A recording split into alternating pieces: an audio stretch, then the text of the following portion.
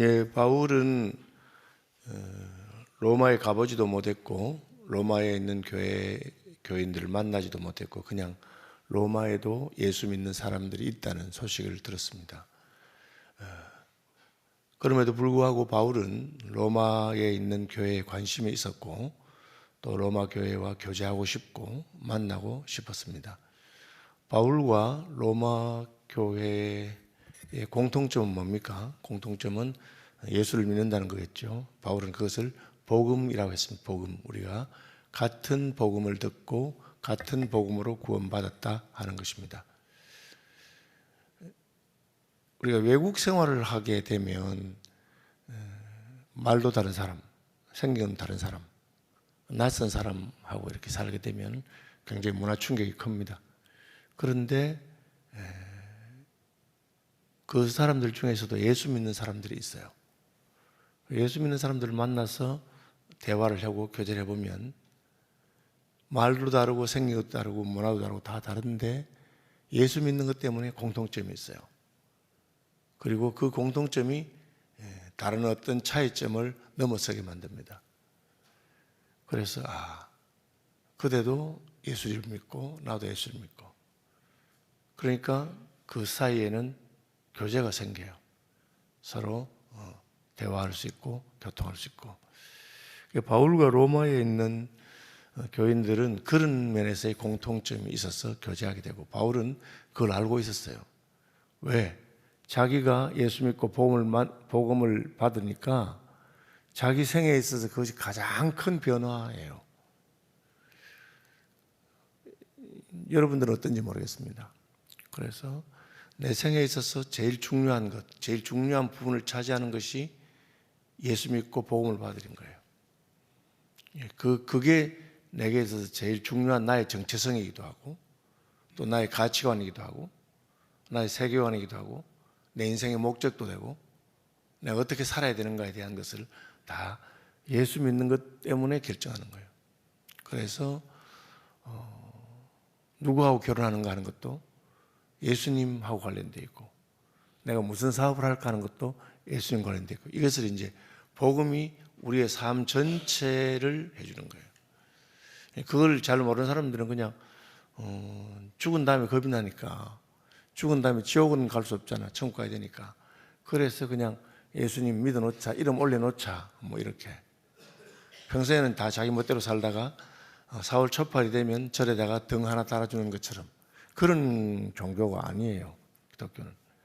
기독교는 내가 복음을 받으니까 복음이 날 바꾼 겁니다. 그래서 바울은 고린도 교회에 보낸 편지에서는 그런즉 누구든지 그리스도 예수 안에 있으면 새로운 피조물이라. 이 말은 새로 태어났다는 거예요. 내 삶이 바뀌었다. 바울은 그런 경험을 했고 로마에서도 예수 믿는 사람이 있다니까 그 사람들도 당연히 그럴 줄 안 거예요. 그래서 또 바울은 특별히 사도로 부름을 받아서 사도는 교회를 세우는 직분이잖아요. 그러니까 로마에 있는 그리스도인에게 편지를 보낸 겁니다.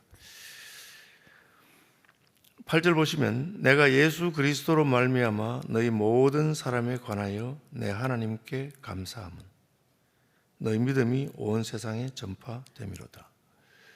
로마 교회 교인들이 그냥 숨어서 자기 혼자들만 믿는 게 아니고 로마 교인들이 예수님 믿는다는 소문이 바울에게까지 들려왔어요. 그러니까 얼마나 기쁘고 좋은지 몰라. 그 부족은 전혀 예수 믿지 않는 사람이라고 생각했는데 그 중에 예수 믿는 사람이 생겼다. 최근에 이제 이란이라고 한 나라가 있습니다. 이란이라는 나라는 선교사들의 무덤이라고 했어요. 이란에 있는 예수 믿는 사람의 숫자는 선교사 숫자하고 같아. 선교사가 1000명이 들어갔으면 선교사가 그냥 한 사람이 한 명 겨우 편성해서 전도시키는 그런 나라라고 생각했어요. 그런데 최근에 이란에서 부흥이 났어요. 많은 사람들이 예수께로 돌아갔어요. 어떻게 돌아오게 됐느냐? 호메이니용이라고 여러분 들어보셨는지 모르겠는데 호메이니용이라고 이분이 이란의 종교 최고 지도자였습니다. 지금 돌아가셨죠.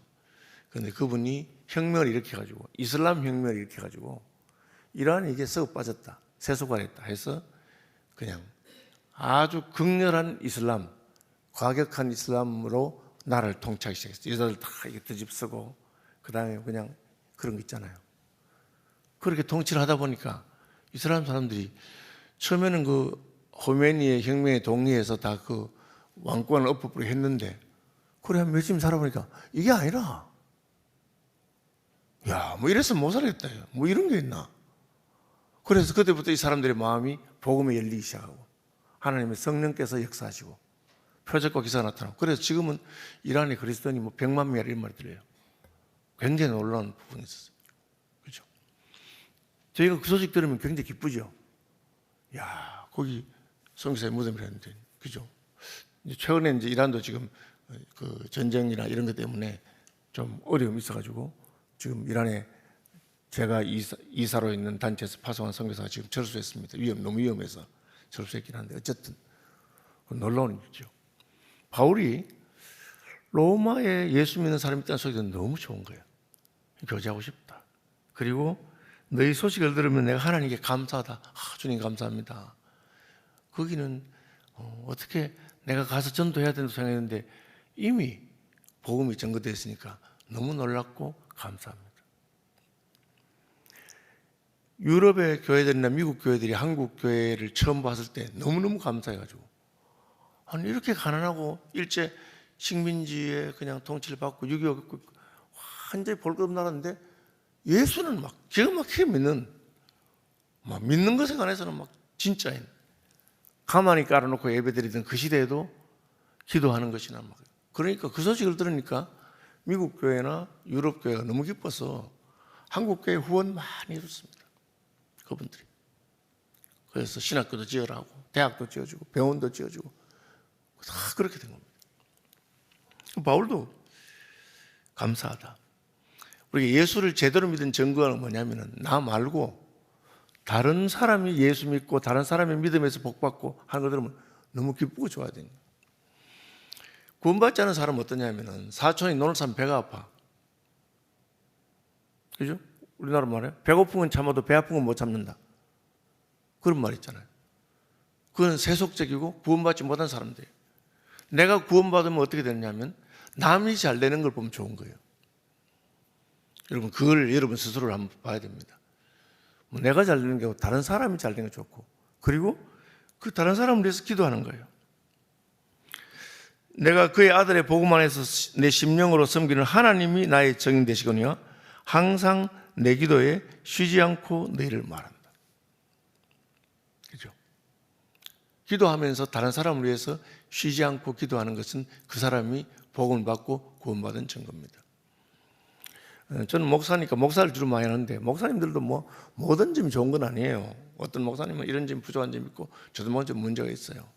그런데 그래도 제가 이제 그분이 진짜 목사냐 아니냐 이렇게 생각할 때 보는 게 있는데 하나님을 향한 사랑이 있는가 그럼 형제를 향한 사랑이 있는가를 보면 되는데 그죠? 우리 외에 이제 올해 은퇴하시는 이로 목사님이라고 있어요. 아시죠? 협동 목사님인데 좀 성격이 좀 이렇게 강해요.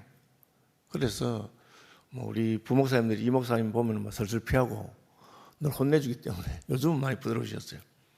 그런데 제가 이 목사님 진짜 목사로 생각하는 이유는 그분이 두 가지. 하나는 협동 목사인데 헌금생활을 아주 열심히 해요. 감사헌금이더니 헌금생활 열심히 하세요. 그 다음 두 번째는 기도생활을 아주 열심히 해요. 그리고 저를 보면 늘 권 목사님 제가 날마다 권 목사님에서 기도합니다 이렇게 말해요.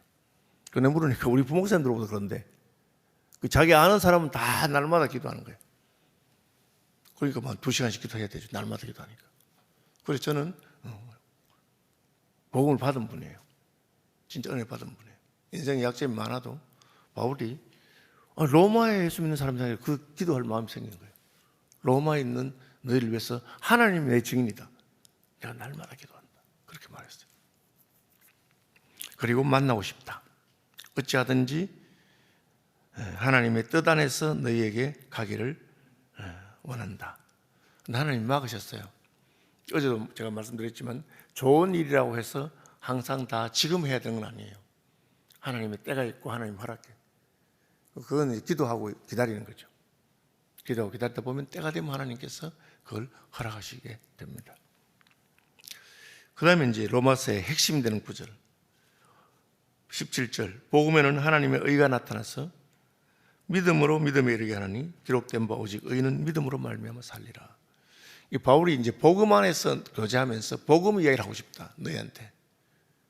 로마 전체가 이제 복음에 대한 설명인데 바울이 그 서론에서 너 보고 싶다. 나도 예수 믿었고 너도 예수 믿어서 서로 교제하자. 근데 무슨 교제하려고?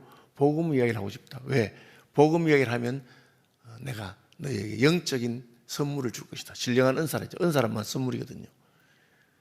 예수 믿는 사람끼리 만나면요, 그 만남을 통해서 우리가 서로가 서로에게 나누어 주는 게 있습니다. 어떨 때 내가 받은 영적인 은사, 은혜, 하나님께 받은 것을 나누면 그것이 확장되는 거예요. 그러면서 바울은 그 복음을 설명하는데 복음은 믿음에 관한 이야기라는 거죠. 사람을 구별하는 방법이 있잖아요. 남자와 여자를 구별한다든지, 인종적으로 백인, 흑인 구별한다든지, 혹은 돈을 가지고 부자, 가난한 사람 구별한다든지, 공부 많이 해서 그렇게 구별하는데 하나님은 사람을 구별하는 딱 한 가지 기준이 있어요. 그 기준이 뭐냐? 믿음이에요. 믿는 사람, 안 믿는 사람. 복음을 믿느냐, 하나님을 믿느냐, 예수 믿느냐, 그걸 딱 구별하는 거예요. 믿는 사람은 어떻게 됩니까? 믿는 사람은 하나님께서 우리의 문제를 해결해요. 안 믿는 사람은 안 믿으니까 하나님이 해결해 주고 싶어도 못 해결하는 거예요. 제가 수영을 아주 잘한다고 합시다. 저는 보통 해요. 수영 한 몇 년 레슨 받아가지고 초급, 중급, 상급, 고급, 연수일, 연수위, 선수일, 선수위, 생존 수영, 구조 수영. 근데 저는 연수 2반까지 했어요. 연수 2반까지. 그럼 그냥 수영장에 조금 수영 왔다 갔다 하고 폼 괜찮은 정도. 우리나라에 수영 제일 잘하는 사람, 옛날에 조련, 박태환 그런 사람이 합시다. 근데 수영 아무리 잘해도 못 건진 사람이 있어요. 내가 수영 잘하기 때문에 구조 수영. 누가 물에 빠져도 아무리 뚱뚱한 놈이 빠져도 다 건진다. 그죠? 근데 못 건진 사람 있죠. 누굽니까? 물에 안 빠진 사람. 예수님이 말하기를 너희가 죄 없다 하니 너희 죄가 그냥 있다. 이게 무슨 말이냐? 하나님은 너는 죄에 있다는 거예요. 너 지금 죽었다 지금. 너 망했다. 너 그 길로 쭉 가면 지옥이다. 그런데 그걸 믿으면 아이 큰일 났구나. 그죠? 그렇게 말하는. 병원에 갔더니 의사가 큰일 났었습니다. 한 달밖에 못 삽니다. 그 말을 믿으면 그때부터 막 얼굴이 하얘져가지고 막 난리가 나긴 하겠죠. 죽는다니까. 하나님이 우리에게 말한 거예요. 너는 끝났어. 허물과 죄로 죽었고 소망이 없어. 그럼 어떻게 하면 되겠습니까? 내가 길을 가르쳐 줄 테니까 그대로만 하면 산다. 그 말을 믿는 거죠. 그게 복음이죠. 우리는 죄인이기 때문에 구원받을 길이 없는데 하나님께서 너희는 의가 없어서 죄인이라서 심판을 받아야 되는데 을 어디서 빌려와라. 빌려와. 네 의가 아니면 남의 의라도 빌려오면 내가 해주겠다 하는데 세상 천지 다 찾아도 의를 가진 사람이 아무도 없어. 그 의를 빌릴 수 있는 데가 없어요. 우리 아버지도 의가 없고 우리 엄마도 의가 없고 나도 없고 다 없는 거예요. 그래서 성인들도 착한 사람도 다 하나님의 의의 기준에 믿으라는 거예요. 그러니까 하나님께서 안 되겠지. 그래서 내가 너희를 위해서 내 아들 예수의 의를 너에게 주겠다. 이것을 우리 칭의 혹은 부여된 의라는 거예요. 하나님이. 그죠?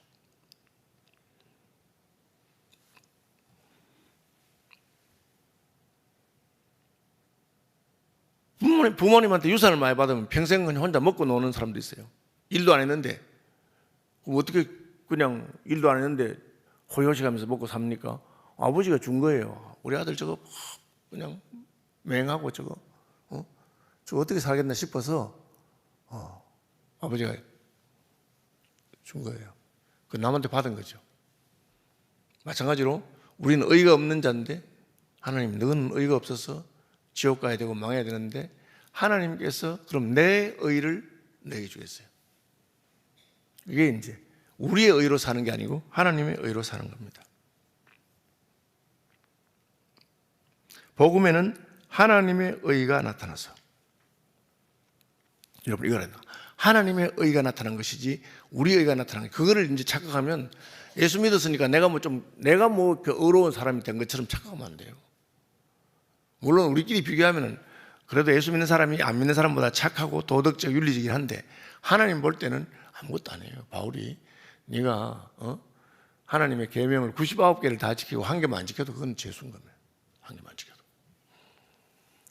그래서 우리에게는 의가 없습니다. 우리는 죄인인데 하나님의 의가 나타났다. 그럼 이 하나님의 의는 어떻게 받느냐? 주는 대로 받으면 돼요. 하나님이 주는 것을 받는 것을 믿음이라. 그럼 뭘 받습니까? 예수님을 받는 거예요. 예수님. 예수님이 우리 속에 오셔서 그 예수님의 의가 내 의가 되는 거예요.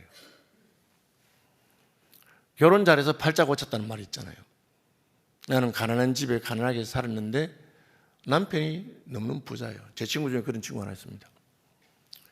자기가 보니까 대학부에 마음에 드는 자매가 있는데 너무 가난한 집안 자매예요. 그래서 공부는 잘해서 국립대학에서 공부하고 있는데 그래가지고 이 선배가 후배 여학생한테 프로포즈 했어요. 야, 나하고 결혼하자니까. 오빠, 내 오빠도 좋고 오빠하고 결혼하면 참 좋겠지만 우리 집안이 너무 가난하고 호르몬이 밑에 있고 내 여동생 진짜 똑똑한데 내가 돈 벌어서 여동생 공부시키고 싶고 나는 시집갈 행편이 안 된다. 그래 말했어요. 그러니까 이 친구가 걱정하지 마라. 우리 집 제법 살기 때문에 내가 알아서 다 해줄게. 그래가지고 결혼할 때 혼수비도 몰래 신부한테 줘서 혼수비 하게 하고 결혼한 다음에 그 여동생은 연세대학교 의대 나왔어요. 연대 의대가 서울에 보내가지고 의대 공부시키고 부인도 공부 다 시키고 그 부부 다 교수 됐죠.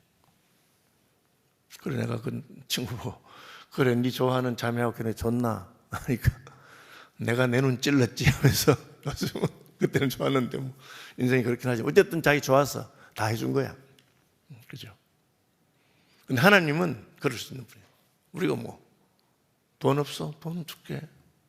뭐가 없습니까? 우리가 의가 없는 거예요. 우리는 불의한 자니까. 그래. 너는 의가 없지.